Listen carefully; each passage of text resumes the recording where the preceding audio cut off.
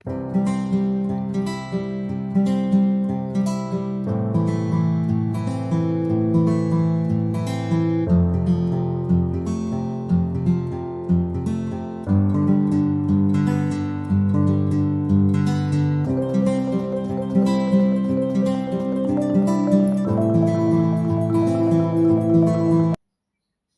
అండి. అందరికీ నమస్తే అండి. Welcome to Prashanti cooking and health అండి. నేను ప్రశాంతిని. ఈరోజు వీడియోలో మిల్లెట్స్ సామల దోస, అలాగే దోసలోకి అల్లం చట్నీ చూపిస్తానండి. ఈ సామల్లో చాలా ఆరోగ్య ప్రయోజనాలు ఉన్నాయండి. ఈ సామలు భలే రుచిగా కానీ ఉంటాయి, కొంచెం తీపితనం కూడా ఉంటుందండి.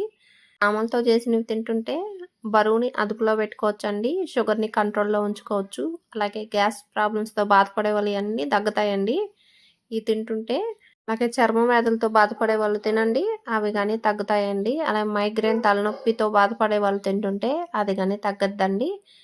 మరి వీడియోలోకి వెళ్ళిపోదాము, చేసుకుంటూ మాట్లాడుకుందామండి. చూడండి సాములండి, ఇవి కొంచెం వైట్గా అలాగే కొంచెం గోధుమ కలర్లో అలా ఉంటాయి. ఇవి 2 గ్లాసులు తీసుకుంటున్నానండి. నేను చూపించే గ్లాస్తో మీరు ఏదైనా కప్పుతో అయినా లేదా చిన్న గిన్నెతో అయినా దేనితో అయినా తీసుకోవచ్చు, కొలతగా పెట్టుకోండి. ఇప్పుడు 1 టీ స్పూన్ నిండా మెంతులు వేసుకోండి. వీటిలో ఫైబర్ ఎక్కువ ఉంటుందండి, ప్రోటీన్ ఎక్కువ ఉంటుంది. అవి తినటం వల్ల మన హెల్త్కి చాలా మంచిదండి. అలాగే షుగర్ పేషెంట్లు తింటే ఇది తినిన తర్వాత వాళ్ళకి ఎక్కువ ఆకలి ఉండదు, ఎక్కువ మనకి తినాలని అనిపిదండి. షుగర్ పేషెంట్లు తింటుంటే మనం దోశలాగా, ఇడ్లీలాగా, పులిహోరలాగా ఏ విధంగా అయినా వీటిని చేసుకుని తింటుంటే అన్నంలాగా చాలా మంచిదండి హెల్త్కి. చూడండి, నీళ్ళు పోసి శుభ్రంగా 2-3 సార్లు కడిగేసుకోండి. ఇవేం పోకుండా నీళ్ళల్లో వంచేసుకున్న నీళ్లు కానీ చెట్లకు పోసుకోండి, మొక్కలు బాగా పెరుగుతాయండి. ఇప్పుడు 1 గ్లాసు నీళ్లు పోసి 8 గంటలైనా లేదంటే ఒక ఓవర్ నైట్ అంతా నానబెట్టుకోండి. ఇవి ఎంత బాగా నానితే అంత మంచిదండి. చూడండి, మనం సామాన్లు తీసుకున్న గ్లాస్తోనే 1 స్పూన్ తక్కువగా 1 గ్లాసు నిండా వేసాను. ఇలా వేసుకొని 2 సార్లు శుభ్రంగా కడిగేసుకొని ఒక 4-5 గంటల సేపు నానబెట్టుకోండి. మినపప్పు కానీ పైన ప్లేట్ పెట్టేసి బాగా నాననివ్వండి. అలాగే అన్నం తినిన తర్వాత బాగా పొట్టలో మంట వస్తుంటుంది, ఆ సమస్య కానీ తగ్గించుకోవచ్చండి. అజీర్తి సమస్యతో బాధపడుతుంటారండి, ఆ సమస్యలన్నీ తగ్గించుకోవచ్చండి. పుల్లటి తేపులు రావటం అటువంటివన్నీ. మలబద్ధకంతో బాధపడుతుంటారండి, ఇవి తినండి, ఫ్రీ మోషన్ అయిపోతుందండి. ఇవి బాగా నానిపోయాయి. ఈ నీళ్ళన్నీ పారబోయకూడదండి. నానిన నీళ్ళలో ఎన్నో ఔషధ గుణాలు వచ్చుంటాయి. నానిన నీళ్ళల్లో ఇవన్నీ ఒక గ్లాసులో కొంచుకోండి. ఈ నీళ్ళతోనే మనం మిక్సీ పట్టుకుందాము. ఇప్పుడు మిక్సీ జార్ తీసుకొని ఈ సామాన్లన్నీ మిక్సీ జార్లో వేసేసుకోండి. నేను అన్నీ ఒకసారి వేస్తున్నాను, పెద్ద జార్ తీసుకున్నాను కాబట్టి. మీరు కొంచెం చిన్న జార్ తీసుకుంటే 2 సార్లుగా వేసుకోవచ్చండి. చూడండి, అన్నీ నీట్గా వేసేసాను. ఇంకాస్త గిన్నెలో ఉన్నాయి కదండి, ఇప్పుడు మనం తీసిపెట్టుకున్న గ్లాస్లో తీసిపెట్టుకున్న ఈ నీళ్లు కొంచెం పోసుకొని నీట్గా వేసుకోండి, ఈ సాములు ఎక్కడా లేకుండా.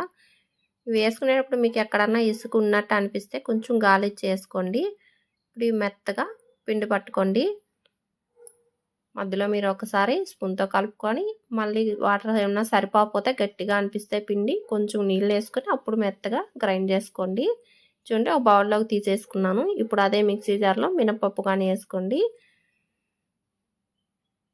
ఇంకాస్త సామాన్లు నానబెట్టిన నీళ్ళు ఉన్నాయి కదా, ఇప్పుడు ఇవి వేసేసుకోండి. మినపప్పులో మినప్పిండి కానీ కొంచెం గట్టిగా అనిపిస్తే కొంచెం మామూలు నీళ్ళు వేసుకోండి. పీసీఓడి సమస్యలతో బాధపడుతుంటారండి, ఇవి తినండి, ఆ సమస్య కానీ తగ్గించుకోవచ్చండి. అలాగే నెలసరి రాక చాలా ఇబ్బంది పడుతుంటారు నెల ఇవి తింటుంటే మీకు సక్రమంగా నెలసరి వస్తుందండి. చూడండి, మినప్పిండి అంతా బాగా మెత్తగా గ్రైండ్ చేసుకొని ఇప్పుడు ఈ సామల పిండిలో కలిపేసి ఈ 2 బాగా కలిసే విధంగా బాగా కలిపేసుకోండి. ఇలా అంతా బాగా కలిపేసుకొని మూత పెట్టేసి ఇది ఒక నైట్ అంతా అయినా లేదంటే ఒక 6 నుంచి 8 గంటల సేపు అయినా పిండి బాగా పులవనివ్వాలండి. నేను ఒక నైట్ అంతా వండిచ్చాను. చూడండి, పిండి బాగా పులిసింది. ఇప్పుడు ఇదంతా బాగా ఒకసారి గంటితో ఇలా కలిపేసుకొని మీకు ఎంత అవసరమో అంత పిండి ఒక బౌల్లోకి తీసేసుకోండి. మిగిలిన పిండి అంతా మీరు ఫ్రిడ్జ్లో పెట్టుకోండి, పులవకుండా ఉంటుంది. మనం ఇలా ఫ్రిడ్జ్లో పెట్టుకుంటే మరి ఎక్కువ పులిసినా కానీ పుల్లగా అనిపిస్తుందండి. ఇప్పుడు కొంచెం సాల్ట్ వేసుకొని కొంచెం వాటర్ వేసుకొని ఇదంతా బాగా కలిసే విధంగా ఒకసారి బాగా కలిపేసుకోండి. మరీ పలుచగా ఉండకూడదు, మరీ తిక్కుగా ఉండకూడదండి. కొంచెం ఈ విధంగా జారుగా ఉండాలి పిండి. ఇప్పుడు స్టవ్ వెలిగించుకొని చట్నీ చేసుకుందామండి. ఇప్పుడు కడాయి పెట్టుకొని 1 టేబుల్ స్పూన్ ఆయిల్ వేసుకొని ఇలాగ 3 ఎండుమిరపకాయలు ఇలా తుంచేసుకోండి. లోపల విత్తనాలతోటి బాగా వేగుతాయి. కొంచెం మిరపకాయలు ఇలాగ వేగిన తర్వాత 2 స్పూన్లు మినపప్పు వేసుకోండి. అలాగే 2 స్పూన్లు పచ్చిశనగపప్పు వేసుకోండి. అలాగే సగం స్పూను జీలకర్ర వేసుకోండి. కొంచెం అండి మెంతు గింజలు 10 అలా వేసుంటాను. అలాగే 3 వెల్లుల్లి తొక్కతోటి వేసుకోండి. ఇవన్నీ కాస్త దోరగా ఫ్రై చేసుకోండి. కొంచెం కలర్ మారాక ఇప్పుడు ఒక రెమ్మ కరివేపాకు వేసుకోండి. ఈ కరివేపాకులో కూడా పచ్చిదనం లేకుండా బాగా ఫ్రై చేసుకోండి. అలాగే ఒక చిన్న అల్లం ముక్క తీసుకొని తొక్క తీసేసి నీట్గా కడుక్కొని చిన్న ముక్కలు చేసి వేసుకోండి. ఇవన్నీ కొంచెం అల్లంలో పచ్చిదనం తగ్గి కరివేపాకు కానీ బాగా క్రిస్పీగా వేగి ఇవన్నీ బాగా వేగేంతసేపు వేపుకొని 2 టమోటాలండి మీడియం సైజువి కొంచెం పెద్ద ముక్కలుగా ఇలా కట్ చేసుకొని ఇప్పుడు ఈ చట్నీకి రుచి తగినంత సాల్ట్ వేసుకోండి. వేసుకొని ఒకసారి ఇవన్నీ బాగా కలిసే విధంగా ఇలా కలిపేసుకొని పైన ప్లేట్ పెట్టి ఈ టమోటాలు బాగా మెత్తబడేంత వరకు మగ్గించుకోండి. మీరు మధ్య మధ్యలో ఒకసారి చెక్ చేసుకుంటా ఉండండి.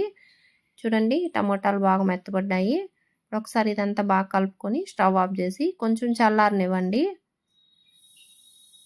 ఇవి కాస్త చల్లారిన తర్వాత మిక్సీ జార్ తీసుకొని మిక్సీ జార్లో ఇవన్నీ వేసేసుకోండి. మనం ఫ్రై చేసినవన్నీ నీట్గా వేసేసుకోండి.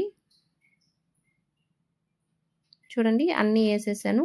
ఇప్పుడు మనం వేపిన దాంట్లోని కొంచెం వాటర్ వేసుకొని ఇవి కానీ మిక్సీ జార్లో వేసుకొని ఇప్పుడు మెత్తగా మిక్సీ పట్టుకోండి. చూడండి ఇలాగా మెత్తగా పట్టుకొని ఇప్పుడు ఈ పచ్చడికి మనం పోపు పెట్టుకుందాము. ఇలాగ ఒక గిన్నెలో తీసేసుకోండి. ఇప్పుడు కొంచెం ఆయిల్ వేసుకొని చిన్న కడాయిలో పోపు దినుసులు వేసుకోండి. కొంచెం ఆవాలు, జీలకర్ర, అలాగే కొంచెం మినపప్పు, కొంచెం కరివేపాకు ఇలా వేసుకొని కొంచెం దోరగా ఫ్రై చేసుకొని ఇప్పుడు ఈ చట్నీలో వేసేసుకోండి. ఎప్పుడు మనం పల్లీలు పుట్నాల పప్పుతో చట్నీ చేస్తుంటాం కదండి, ఒకసారి ఇలా చేసి చూడండి, చాలా రుచిగా ఉందండి. ఇది దోశలో కానే కాదు ఇడ్లీలో కానీ చాలా బాగుంటుంది. ఇప్పుడు దోశ చేసుకుందామండి. స్టవ్ వెలిగించుకొని ఇలా దోశ ప్యాన్ పెట్టుకొని కొంచెం వాటర్ వేసుకొని ఇలా టిష్యూతో అయినా కాటన్ క్లాత్ అయినా తుడిచేసుకొని ఇప్పుడు దోశ పిండి వేసుకోండి. ఇలా పిండి వేసుకొని దోశని నీట్గా ఇలా స్ప్రెడ్ చేసేసుకోండి. మీడియం ఫ్లేమ్లో దోశని కాలనివ్వండి. ఇప్పుడు దోశ చుట్టూరు కొంచెం ఆయిల్ వేసుకోండి. ఇప్పుడు గెంటితో దోశని రెండో వైపు తిప్పుకోండి. చూడండి చాలా చక్కగా వచ్చేస్తుంది దోశ ఎక్కడ అంటుకోకుండా. కొంచెం ఎక్కువసేపు కాలిసి కొంచెం క్రిస్పీగా వస్తుందండి. అలాగే కొంచెం కాలిన తర్వాత తీస్తే మెత్తగా వస్తుంది. ఒక దోశ రెడీ అయిపోయింది. ఇంకో దోశగానే వేస్తున్నాను చూడండి.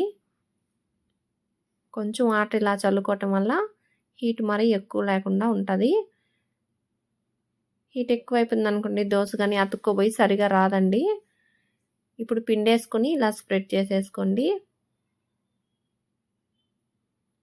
కొంచెం ఆయిల్ వేసుకోండి దోశ చుట్టూ ఇలా వేసుకొని కొంచెం దోశ కాలిన తర్వాత రెండో వైపు తిప్పుకోండి. సైడ్ కూడా 1 నిమిషం కాలనిచ్చి ప్లేట్లో తీసేసుకోండి. ఎన్నో ఔషధ గుణాలు ఉండే ఈ సామల దోశ రెడీ అయిపోయిందండి. అలాగే అల్లం చట్నీ వేసుకొని దోశ తింటుంటే చాలా రుచిగా ఉన్నాయండి. మీరు కానీ ట్రై చేసి మీకు ఎలాగొచ్చాయి కామెంట్ బాక్స్లో తెలియజేయండి. అలాగే ఈ సామలు తినటం వల్ల మన గుండె కానీ ఆరోగ్యకరంగా ఉంటుందండి. అలాగే నొప్పులతో బాధపడుతుంటారు, మోకాలు నొప్పులు, నడుల నొప్పులు, ఆ నొప్పులు కానీ తగ్గించుకోవచ్చండి. పిల్లలు పెద్దవాళ్ళు ఎవరైనా తినొచ్చు, చాలా హెల్తీగా ఉంటారు. మీరు కానీ మిల్లెట్స్ తినటం మొదలు పెట్టండి. కానీ మిల్లెట్స్తో చాలా వీడియోలు చేసి చూపించున్నానండి. ఒకసారి మా ఛానల్లోకి వెళ్ళి చూసేయండి. ఇటువంటి వీడియోస్ మరిన్ని చూడాలంటే ప్లీజ్ మా ఛానల్ని సబ్స్క్రైబ్ చేసుకోండి ఫ్రెండ్స్, సపోర్ట్ చేయండి. వీడియో నచ్చితే లైక్ చేయండి, షేర్ చేయండి.